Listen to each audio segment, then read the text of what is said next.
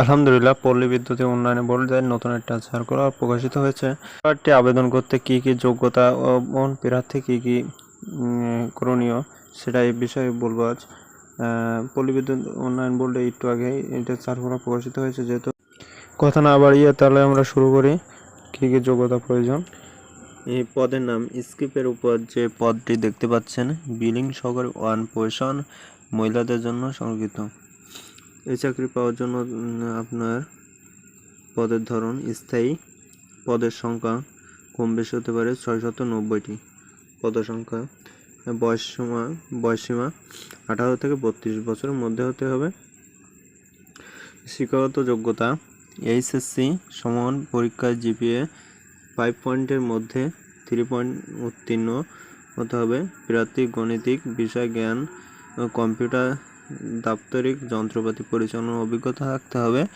প্রার্থীকে বাংলার প্রতি মিনিটে ন্যূনতম 10, ইংরেজিতে প্রতি মিনিটে 30টি অক্ষর কম্পিউটার টাইপ করতে সক্ষম করতে হবে।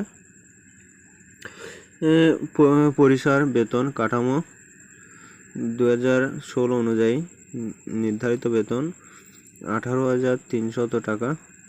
বিধি অনুযায়ী অন্যান্য ভাতা এবং সুবিধা প্রদান করা হবে। অনুপ্রবেশের মেয়াদসান্তে সংশ্লিষ্ট নীতিমালা মোতাবেক নিয়মিত হলে প্রবেশ বেতন কাঠামো 2016 অনুযায়ী 19,220 টাকা বেতন স্কেলে নির্ধারিত হবে। পরবর্তীতে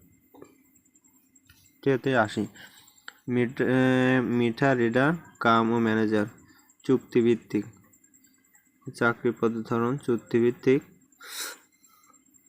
পদের সংখ্যা 1,460টি।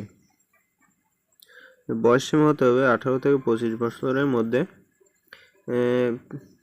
প্রয়োজনীয় শিক্ষাগত যোগ্যতা অভিজ্ঞতা থাকতে হবে যেগুলো: প্রার্থীকে এসএসসি সমান পরীক্ষা উত্তীর্ণ হতে হবে। প্রার্থীকে অবশ্যই যোগ বিয়োগ গুণ ভাগ করার দক্ষতা থাকতে হবে এবং হাতের লেখা সুন্দর করতে হবে।